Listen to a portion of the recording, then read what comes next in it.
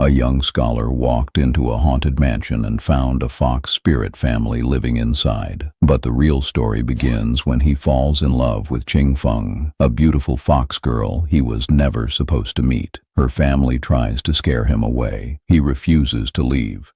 Later, he saves her from hunting dogs and then faces the real test. Will he rescue the same fox elder who once tried to separate them?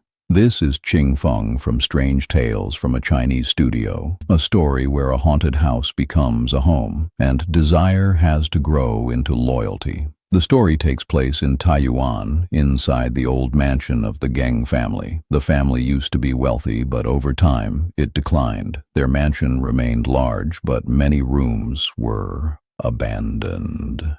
At night, people heard strange sounds from the empty buildings, voices, music, laughter. Sometimes lights appeared where no one should have been living. The family became afraid and moved away, leaving only an old servant to watch the place. But one young man was not afraid. His name was Geng Qubing. He was bold, curious, and reckless enough to enter a place everyone else avoided. One night, the old servant saw lights in the abandoned part of the mansion and told him.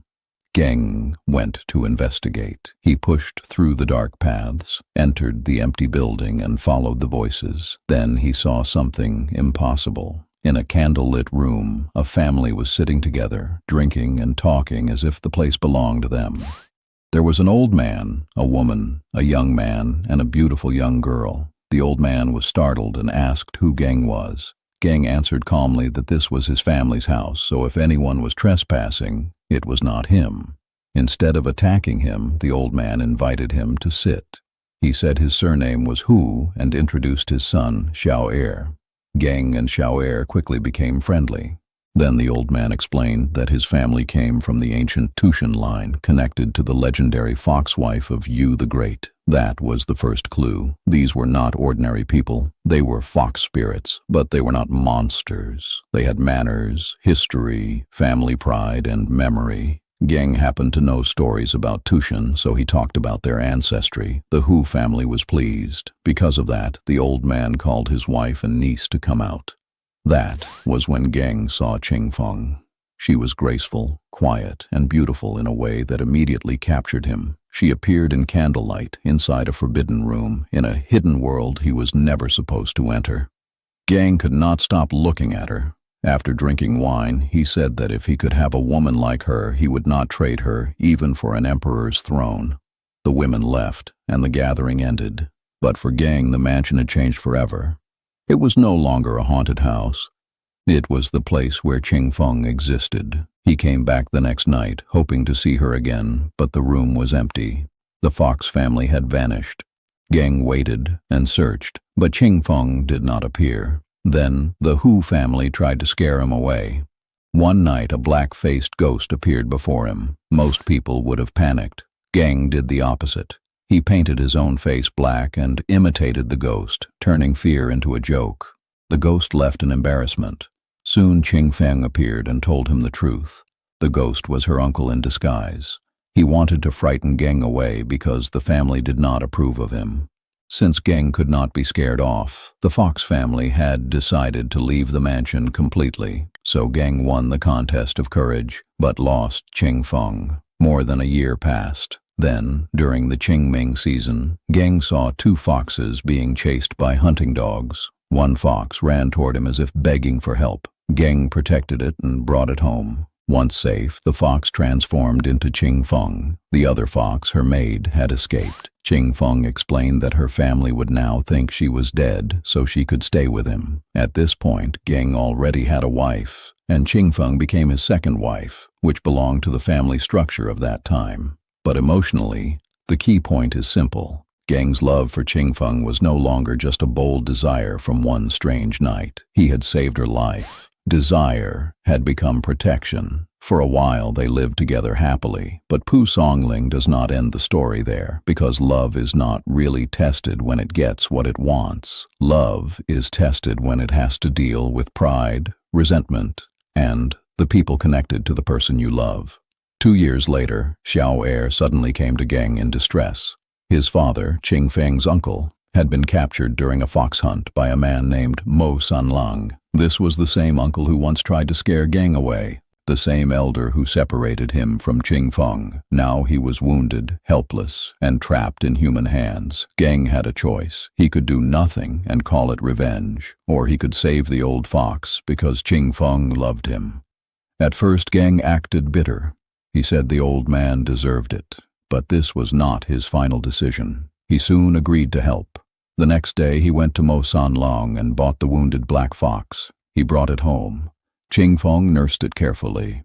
After 3 days, the black fox recovered and returned to human form. It was her uncle. This is the true turning point of Qingfeng. The story begins with bravery, but it matures into mercy. Geng's greatest act is not entering the haunted mansion. It is saving the elder who once rejected him. At the beginning, Geng wanted Qingfeng. By the end, he protected what Qingfeng loved. That is the difference between desire and loyalty. Desire reaches for the beloved. Loyalty makes room for the beloved's world. After the uncle recovered, the relationship between the human and fox families changed. The Hu family moved in with Geng, and Xiao'er even became a teacher for Geng's son. The haunted mansion, once full of fear and rumors, became a place of connection. The fox spirits were no longer hidden strangers in abandoned rooms. They became kin. This is why Qingfeng is more than a fox spirit romance. It is a story about crossing boundaries. Human and fox, fear and hospitality, desire and duty, stranger and family. At first, the mansion is divided between the human world and the strange world. By the end, those boundaries begin to soften. What seemed frightening becomes familiar. What seemed foreign becomes part of the household. The haunted house was never truly empty. It was filled with a life that humans did not understand. Humans heard music and called it haunting. Geng opened the door and found a family. That is one of Pu Songling's great ideas. The strange is not always evil. Sometimes it is simply unseen, misunderstood, or feared from a distance. But Geng also has to grow. At first, he is fearless but reckless. He drinks too much, speaks too boldly, and desires Qingfeng almost like a dream image in candlelight. Courage gets him into the hidden room, but courage alone does not make him worthy of Qingfeng. To build a life with her, he has to understand that she is not only a beautiful fox girl, she has family, history, loyalty, and people she cannot abandon.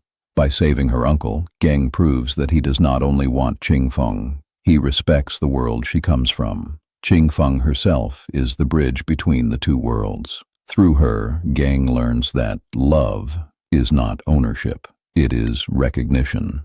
It is protection. It is caring about what matters to the person you love, even when your pride tells you not to. The story also contrasts 2 ways humans treat the strange. Hunters see foxes as animals to chase and capture. Geng sees a life asking for help. The frightened Geng family sees the mansion as haunted. Geng sees a hidden household. The difference is not what they look at. The difference is what they are able to recognize. In the end, Qingfeng is not about killing monsters or escaping ghosts. It is about learning to see the strange as kin. And sometimes the thing haunting your house is not there to destroy you. Sometimes it is another life, waiting for someone brave enough to open the door.